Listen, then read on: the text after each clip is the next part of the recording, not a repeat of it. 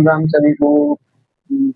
राधे राधे। तो कैसे हैं आप सब? आशा करता हूँ आप सब अच्छे होंगे, मस्त होंगे, पढ़ाई अच्छे से कर रहे होंगे। तो हमारा सबसे पहला चैप्टर जो है आज कक्षा 10 का जो पहला चैप्टर है वास्तविक संख्याएं 1.1 प्रश्नावली आज हम करेंगे। तो सबसे पहले उसके बारे में इंट्रोडक्शन जान लेते हैं। तो सबसे पहले हमारा है वास्तविक संख्याएं।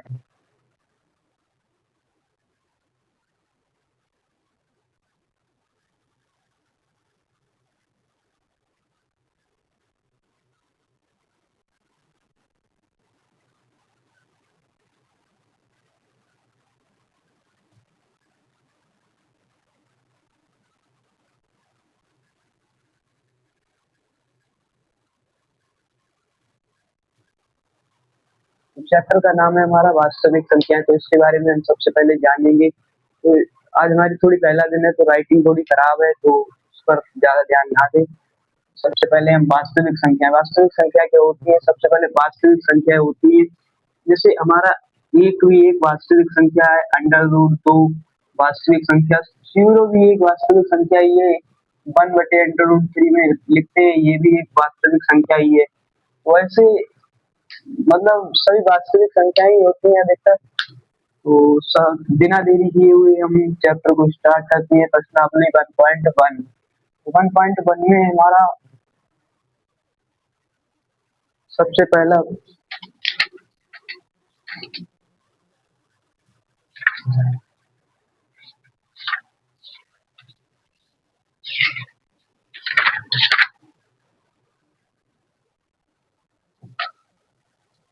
बिना देरी किए हुए हम स्टार्ट करते हैं प्रश्नावली।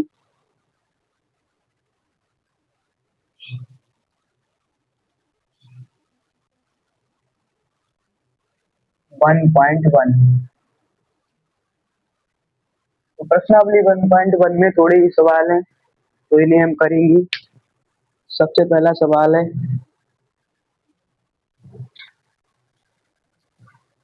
निम्नलिखित संख्याओं को अभाज्य गुणनखंडों के गुणनफल के रूप में व्यक्त कीजिए। सबसे पहला हमारा सवाल है निम्नलिखित संख्याओं को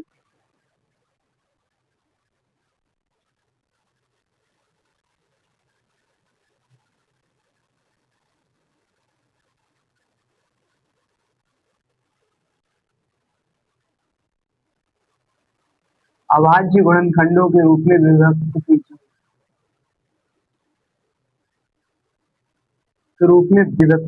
तो हमारा सबसे पहला सवाल है कि सबसे पहला जो पॉइंट है हमारा 140, इसको हमें अभाज्य गुणनखंड के रूप में लिखना है। तो सबसे पहले 140 को हम अभाज्य गुणनखंड के रूप में लिखेंगे। 140 2 से काटेंगे, 2 सत्ते 14, 0 आ गया हमारा। फिर 2 से काटेंगे, 3 दूनी 6, 1 बचा, 5 दूनी 10। अब ये हमारा 5 3 8 ये सम संख्या है, मतलब जोड़ इनका सम आ रहा है, तो ये 3 से नहीं कटेगा। तो यहाँ से हम 5 से काटेंगे, 5 सत्ते 35, 7 एकम 7। तो ये इस तरह हमारा पहला सवाल हो गया है। अब हम करेंगे दूसरा है हमारा 156।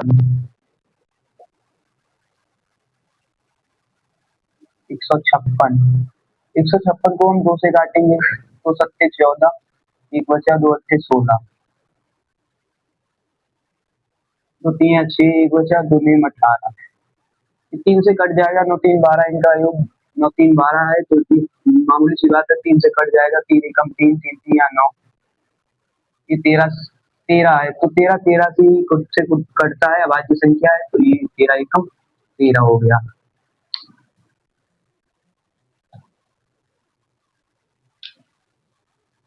यहाँ से हम इनके निकाल लेते हैं अभाज्य गुणनखंड। 2 गुणा 2 गुणा 5 गुणा 7, 2 4 दूनी 20, 7 140 ही आएगा हमारे यहाँ पे। ये इनका अभाज्य गुणनखंड हो गया। ये भी इसका भी अभाज्य गुणनखंड देखिए, 2 गुणा 2 गुणा 3 गुणा 13, इसका अभाज्य गुणनखंड ये हो गया। तो इस तरह हमारे 2 सवाल हो गए। अब ये जो पहले खंड के सवाल है ये हमारे लग जाएंगे आपसे आराम से। तो इसे हम उड़ा देते हैं।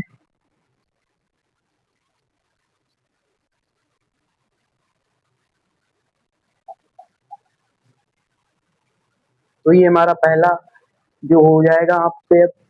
अब दूसरा देखते हैं, दूसरे सवाल। दूसरा कह रहा है दूसरा सवाल हमारा कह रहा है पूर्णांकों के निम्नलिखित युग्मों के एचसीएफ और एलसीएम ज्ञात कीजिए तथा इसकी जांच कीजिए कि दो संख्याओं का गुणनफल एचसीएफ गुणनफल बराबर एचसीएफ गुणा एलसीएम है। तो इसे हमें करना है। तो सबसे पहले पहली संख्या हमारी है यहाँ पे।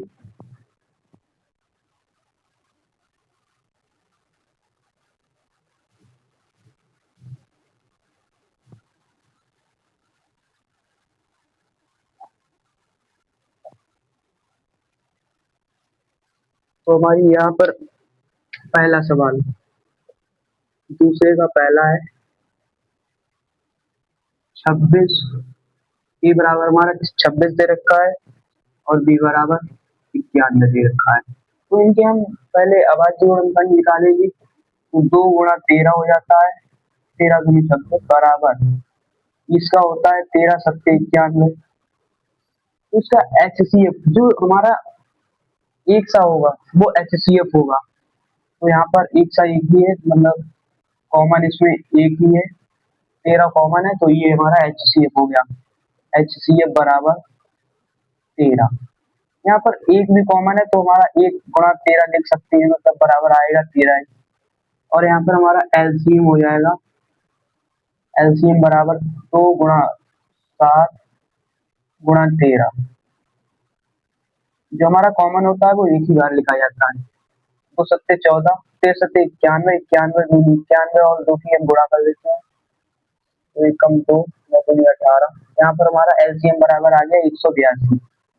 182 आ गया। तो हमें इसको सिद्ध करना है कि पूर्णांकों का योग बराबर एलसीएम गुणा एचसीएफ। तो एलसीएम गुणा एचसीएफ बराबर हम सिद्ध करेंगे तो उसे ऐसे करेंगे एचसीएफ गुणा एलसीएम बराबर पूर्णांकों का योग।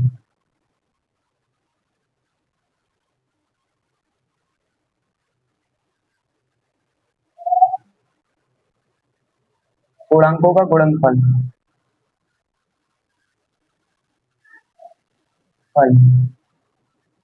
इसे हम ऐसे भी लिख सकते हैं ए गुणा बी। तो हम ए गुणा बी बराबर देखो आपका एलसीएम बाय एचसीएफ बराबर है 13 गुणा 182 बराबर गुणनफल बराबर है 26 गुणा 91। 26 और 91 की गुणा करनी है, 182 और 13 की गुणा करनी है। अगर ये सही आ गया तो हमारा एचसीएफ और एलसीएम सही होगा। तो यहाँ पर हम इनकी दोनों की गुणा कर सकते हैं। कर लेते हैं 13 और 182 की गुणा करेंगे। 13 और 182 की गुणा कर लो। 3 दूनी 6 8 3 24 के 4 8 से 2 3 कम 3 और 2 5 और 182 एकम 182 6 4 2 6 8 5 13 3 8 से 1 2366 आ रहा है।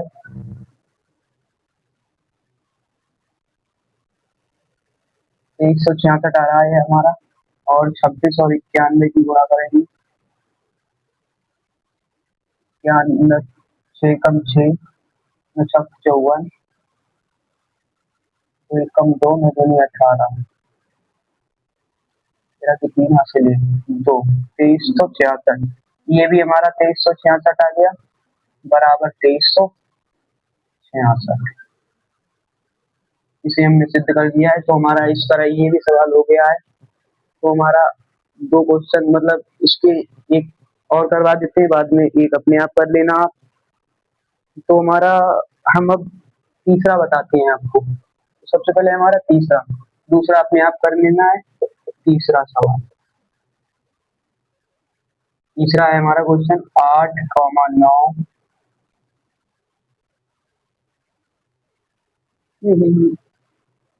तीसरा 36 और 54।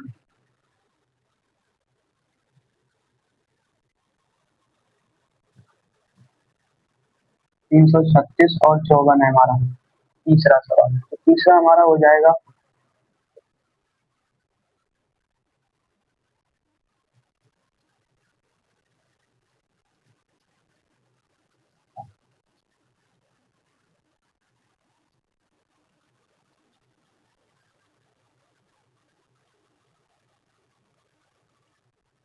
इसके हमें फैक्टर कर लेने हैं।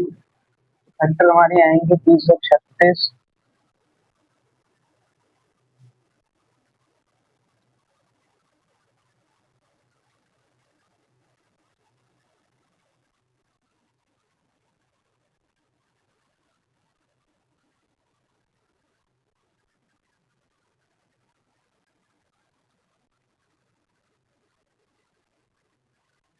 तो हमारे इसके ये फैक्टर आ गए हैं 2 गुणा 2 गुणा 2 गुणा 3 गुणा 7। इस तरह हमारे ये फैक्टर आ गए हैं और हमारे 54 ये फैक्टर आएंगे 2 गुणा 3 गुणा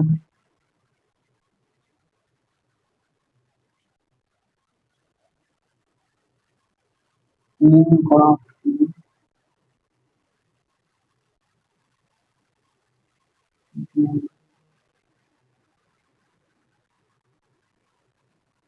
ये 9 3 27 दूनी 54। तो हमारा ये हो गया यहाँ पे। तो इसमें कॉमन हमारा 2 है, एक 3 है, 2 और 3 कॉमन, केवल 2 3 कॉमन है बराबर। HCF बराबर हो जाएगा हमारा 2 गुणा 3 बराबर हो जाएगा 6। HCF हमारा 6 हो गया है। तो LCM हम देखिए, LCM बराबर हो जाएगा हमारा 2 कॉमन है, 3 कॉमन है, 2 गुणा 3 गुणा 2 गुणा 2 गुणा 3 गुणा 7।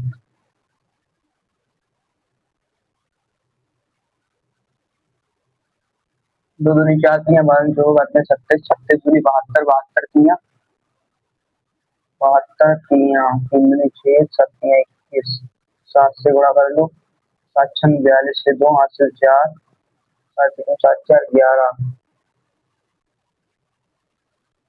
1512 आ रहा है, लेकिन ये शायद गलत आएगा।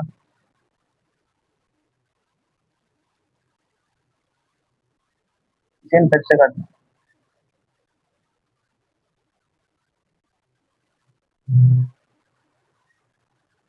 एलसीएम हमारा हो जाएगा 2 गुणा 2 गुणा 2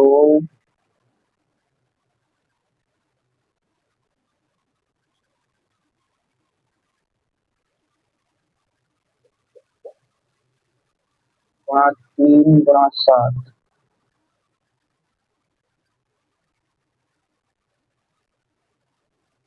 यहाँ से गुणा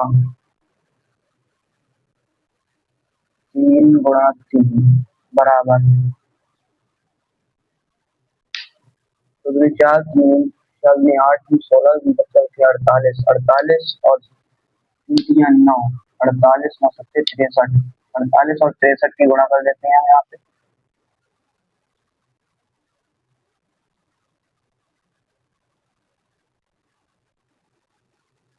3 चौक 12 और 2 14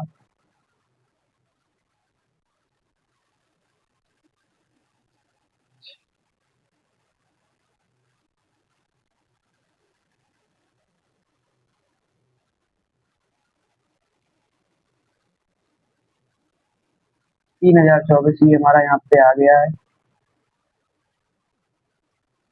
तो हमारा एलसीएम बराबर आ गया है 3024 और एचसीएफ बराबर है 6 और हमारी पहली संख्या बराबर ये है 336 गुणा 54 बराबर 6 गुणा 3024।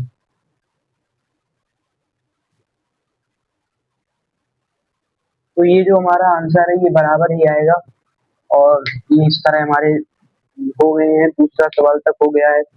तो अब बचे हुए ये 2 सवाल बचे हुए घर पे कर लेना, आप लोग बाद में कर लेना।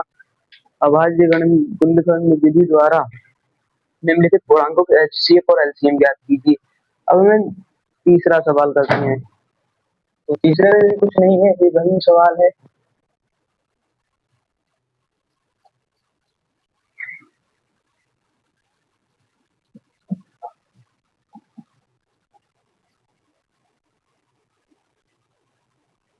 तो हमारा तीसरे का पहला है,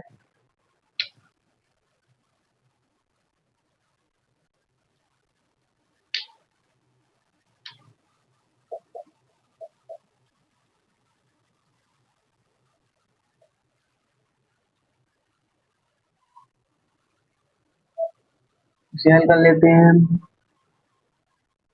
यहाँ पर हमारा आएगा 2 गुणा 2 गुणा 3 से गुणन करना जाएंगे, और यहाँ पर 3 गुणा 5, 3 गुणा 7, तो हमारा HCF बराबर हो जाएगा 3 हो जाएगा HCF हमारा यहाँ पे 3 HCF हो जाएगा। और LCM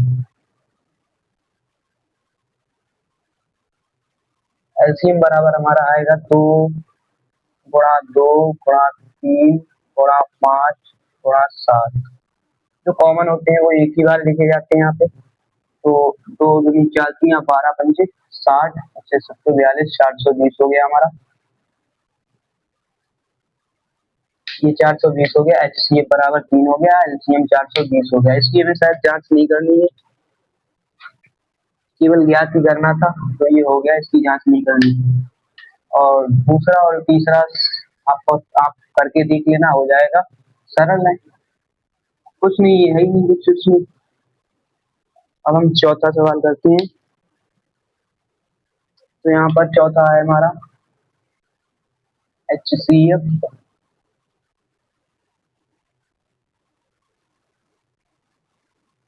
306, 657 दिया है। तो LCM और बराबर 9 दिया है, और हमें LCM बराबर निकालना है। तो हमारा पहली संख्या जो है, पहली संख्या हम ये कहते हैं, तो पहली संख्या जो ये हमारी वो ये हो गई 306, और दूसरी संख्या B बराबर हो गई 657, और HCF बराबर हमारा है 9। अब हमें इन्हें हल कर लेना है, सिंपल है। तो इसका सूत्र होता है पहली संख्या गुणा दूसरी संख्या बट LCM बराबर होता है पहली संख्या गुणा दूसरी संख्या बटे HCF बराबर हो जाएगा हमारा LCM। तो हमारा यहाँ पर LCM बराबर AB बटे HCF कर लेना है, बराबर AB हमारा हो जाएगा 306 गुणा 657 बटे में हमारा हो जाएगा 9। तो यहाँ पर 9 या 27, 9 चौक 36,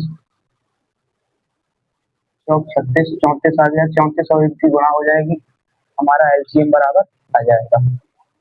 तो बोलो आप लोग कर लेना, 34 और 657 की गुणा कर लेना, और आंसर कमेंट में कर देना, बता देना। तो यहाँ पर इतना ही हमारा हो गया है। चौथा भी इस तरह सवाल हो गया है हमारा।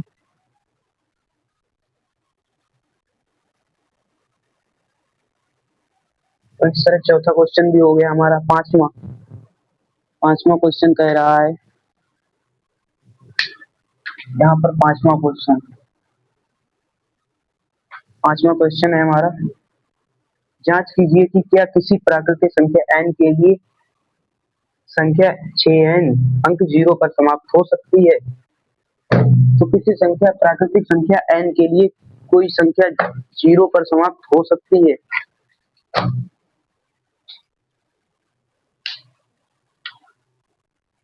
तो ये हमारा है नहीं होगी, नहीं, क्योंकि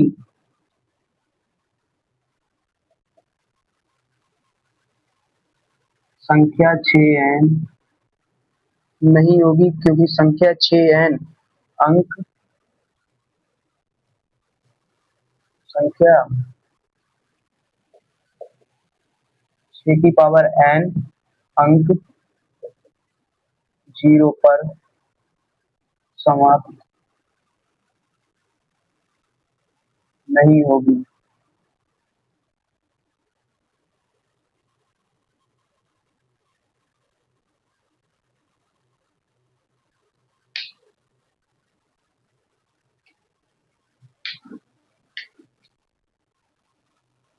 नहीं हो सकती।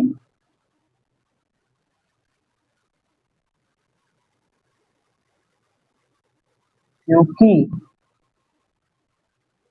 संख्या c की पावर n की अभाज्य गुणनखंड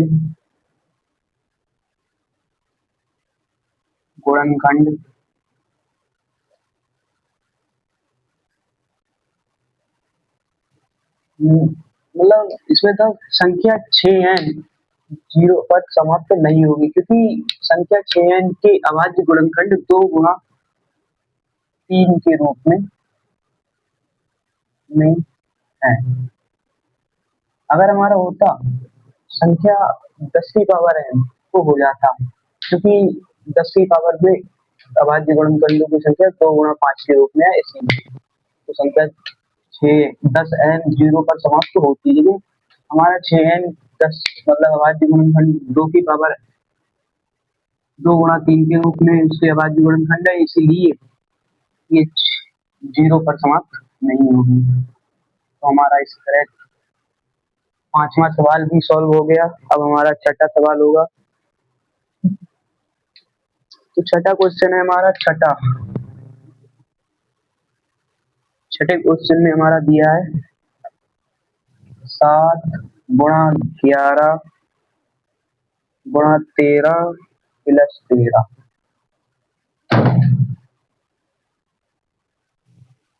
11 गुणा 13 + 13। तो इसे हमें हल करना है कि व्याख्या कीजिए कि 7 गुणा 11 गुणा 13 + 13 और भाज्य संख्याएं हैं क्यों है। तो इसे हमें सिद्ध करना है कि ये भाज्य संख्या क्यों है। तो सबसे पहले 13 और 13 कॉमन ले लिया हमने, 13 कॉमन ले लिया, 7 11 सत्ते 63, 11 सत्ते 77 और 13 यहाँ से कॉमन हो गया है यहाँ पे, तो 77 प्लस 13 कॉमन हुआ हमारा, और 11 सत्ते 77, एक की गुणा एक ही रहेगी, तो प्लस एक हो गया 1 हो गया, तो बराबर हमारा 13 और 78 आ जाएगा। 13 और 78 की गुणा हमारी, तो यहाँ से 13 और 78 की गुणा कर देते हैं। 13 8 104 होता है तो हमारा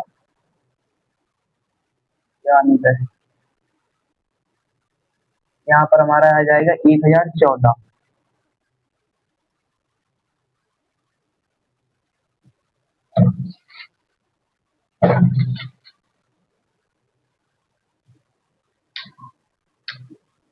ये हमारा 1014 आ गया, क्योंकि ये 2 से भाज्य है, अतः भाज्य है। हो गया हमारा ये भी सवाल इसी तरह हो गया। तो हम अगला सवाल देखते हैं।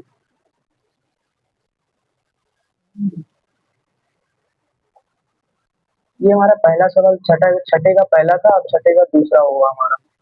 छठे का दूसरा है, वैसा ही है इसमें अंक और है 7 गुणा 6 गुणा 5 4 गुणा 3 गुणा 2 गुणा 1 + 5।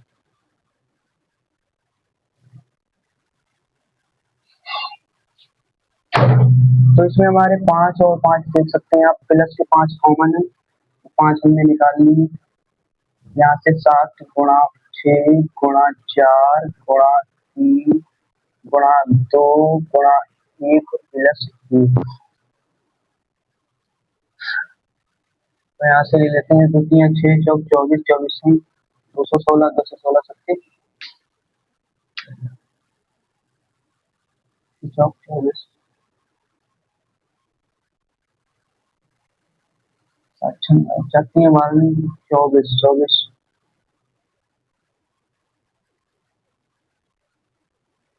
तो इसमें 24 की गुणाई कर देते हैं।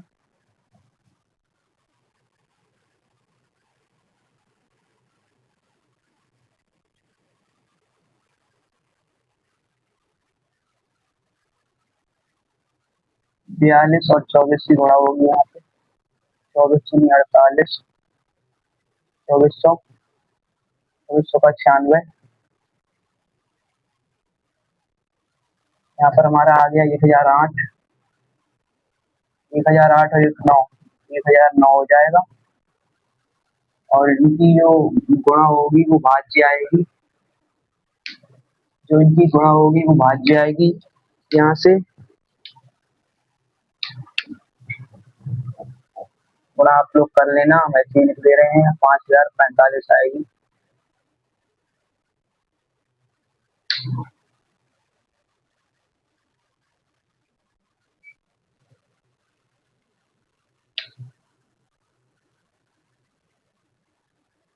सर हमारा ये भी सवाल हो गया, ये भी सॉल्व हो गया हमारा। तो अब हम 7वां क्वेश्चन देखते हैं।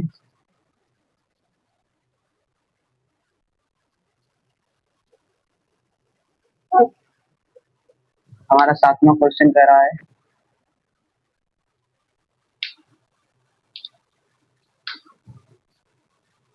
किसी खेल के मैदान के चारों ओर एक वृत्ताकार पथ है। इस मैदान का एक चक्कर लगाने में सोनिया को 18 मिनट लगते हैं, जबकि इसी मैदान का एक चक्कर लगाने में रवि को 12 मिनट लगते हैं। मान लीजिए वे दोनों एक ही स्थान और एक ही समय पर चलना प्रारंभ करके एक ही दिशा में चलते हैं। कितने समय बाद वे पुनः प्रारंभिक स्थान पर मिलेंगे? तो इसमें हमें कुछ भी नहीं करना है, इसमें इनका एलसीएम निकाल लेना है। पहले 2 से 18,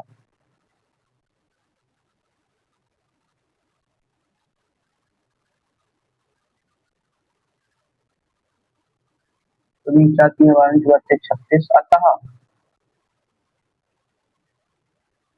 36 मिनट बाद पुनः प्रारंभिक